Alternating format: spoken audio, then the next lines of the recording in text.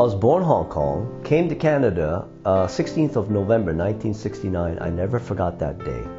Mr. Peter Ivy and Earl picked us up, the family of 4 with 7 luggages. He picked us up from Toronto Airport and drove us to London. So I went to Broughdale, Central, and then U of T for 2 years engineering. Ran out of money. We're from the other side of the track, so I paid for the first 2 years of university from the,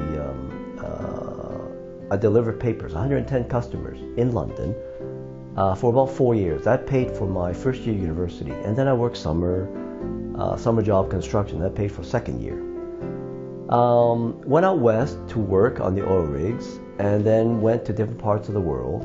I retired from Aramco in Saudi Arabia, 2016, and I've been occupying it, or I've been pretty concentrating my energies here in London. I met my sweetheart here in London about 30 years ago. She says it's the luckiest day of my life, and it is.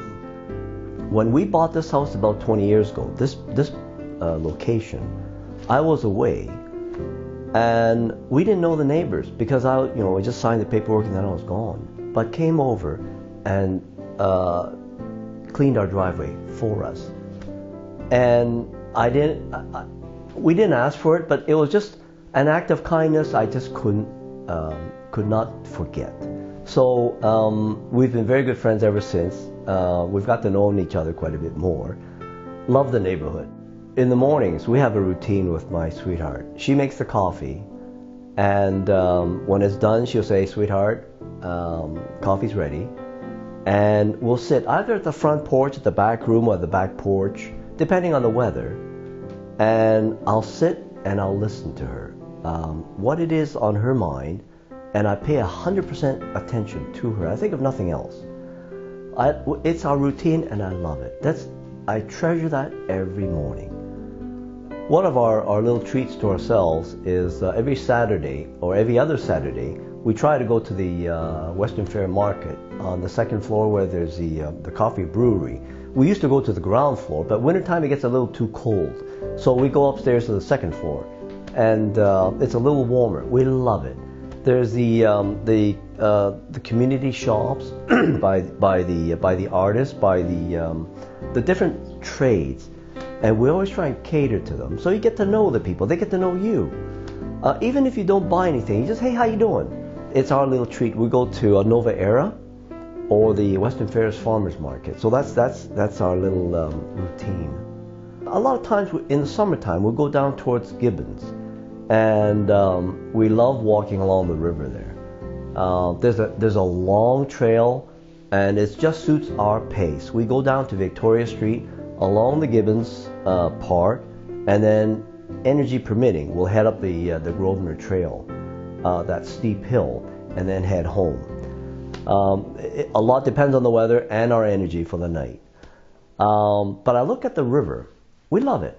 But compared to other countries, or like in San Antonio, Texas, where I was just there not too long ago, they have a rejuvenated, developed riverside that's been in effect for the last 60 or 70 years. It was done during the Depression time. We can do a lot more with our city, with our riverbanks. We can make it better. There's so much more we can do. It's not a criticism to the city, but we just never paid attention to that. And I say, the option is there. It's available. We can do it. Make that a cleaned up, a developed, a nicely integrated riverbank and the sides, so that it is a place you can sit and just watch the ducks or the geese go by. London, England, the Thames, that's all rejuvenated, reclaimed, and you can walk and can sit along the riverbank, looking at it, admiring the other side of it, or the people just going by. So that's something I like us to, if it's possible, to do that.